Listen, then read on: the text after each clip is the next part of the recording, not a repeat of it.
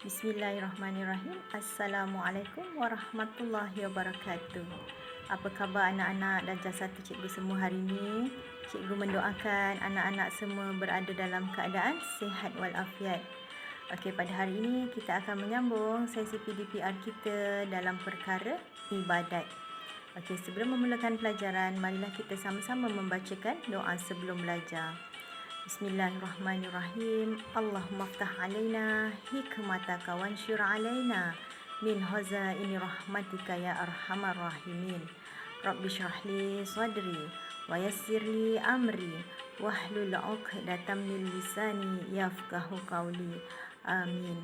Mudah-mudahan sesi PDPR kita hari ini dipermudahkan oleh Allah dan anak-anak semua terang hatinya untuk menerima ilmu yang akan cikgu sampaikan sebentar nanti. Okey, mata pelajaran ibadat, anak-anak boleh rujuk pada kitab pada halaman 15 hingga 18. Ibadat darjah 1 pelajaran 4 bertajuk wuduk. Okey, hari ini cikgu berkongsi paparan daripada Ustazah Nur Faizah binti Hanafi dari Sekolah Agama Pekanenas Pontian. Semoga Ustazah Nur Faizah terus diberi kesihatan dan dapat mendidik anak bangsa. Amin. Okey, pengertian wuduk. Erti wuduk ialah membasuh anggota tertentu menggunakan air mutlak beserta dengan niat untuk mengangkat hadas kecil. Okey, cikgu ulang semula. Erti wuduk ialah membasuh anggota tertentu menggunakan air mutlak beserta dengan niat untuk mengangkat hadas kecil. Okey, kita teruskan lagi. Hukum wuduk.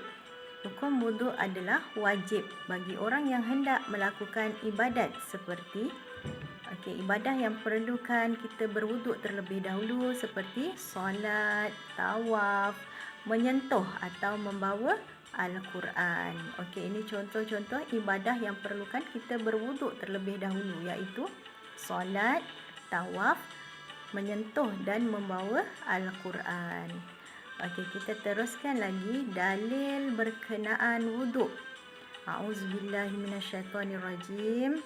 Faghsilu wujuhakum wa aydiyakum ilal marafiqi wamsahu biru'usikum wa arjulakum ilal ka'bain.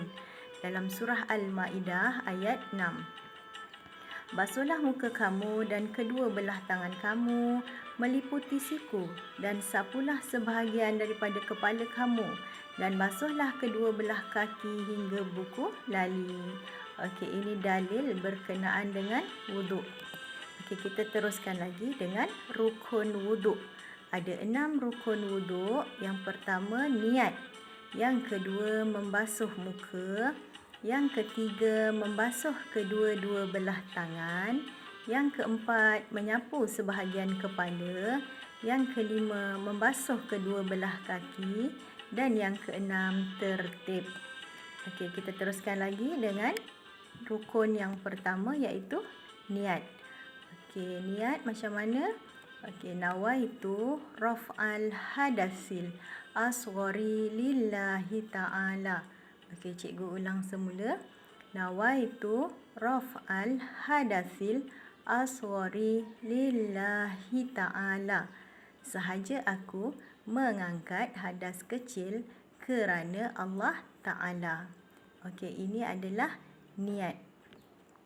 Okey, yang kedua, membasuh muka. Kawasan muka iaitu dari tempat tumbuh anak rambut hingga bawah dagu dan dari anak telinga kanan hingga ke anak telinga kiri. Okey, ini adalah kawasan muka. Cikgu ulang semula. Dari tempat tumbuh rambut hingga bawah dagu dan dari anak telinga kanan hingga anak telinga kiri. Okey, seterusnya rukun yang ketiga iaitu membasuh kedua-dua belah tangan. Kawasan tangan ialah dari hujung jari tangan hingga ke siku. Okey, kawasan tangan ialah dari hujung jari tangan hingga ke siku. Okey, cikgu teruskan lagi dengan rukun yang keempat iaitu menyapu sebahagian kepala. Kawasan kepala ialah kawasan yang biasa ditumbuhi rambut. Kawasan kepala ialah kawasan yang biasa ditumbuhi rambut.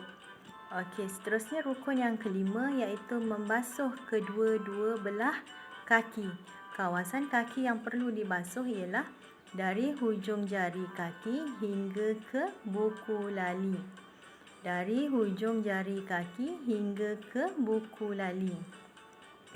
Okey, seterusnya yang keenam iaitu tertib. Apa dia tertib? Tertib ialah mengikut susunan setiap rukun. Dari yang pertama, kedua, ketiga, keempat, kelima, itu namanya tertib. Okey, kita teruskan lagi dengan anggota-anggota wuduk yang wajib dibasuh iaitu ada 4. Yang pertama muka, yang kedua tangan, yang ketiga kepala dan yang keempat kaki. Okey, cikgu ulang. Yang pertama muka, yang kedua tangan, yang ketiga kepala dan yang keempat kaki. Okey, ini adalah anggota wuduk yang wajib dibasuh. Okey, kita teruskan lagi. Tajuk yang terakhir iaitu syarat-syarat sah wuduk. Yang pertama, mestilah menggunakan air mutlak. Air mutlak ialah air yang suci dan menyucikan yang lain. Okey, air mutlak ialah air yang suci dan menyucikan yang lain.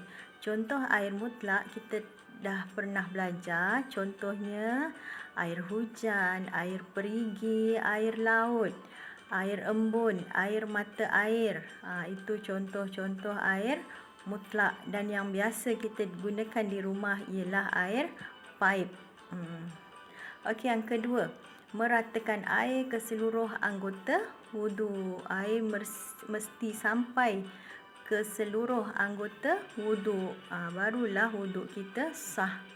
Okey, dan yang ketiga, tiada sesuatu yang menghalang air sampai ke anggota wuduk. Kalau ada kekotoran, kena bersihkan terlebih dahulu supaya air wuduk tu dapat sampai ke seluruh anggota wuduk. Okey, untuk hari ini tajuk yang kita belajar setakat ini dulu.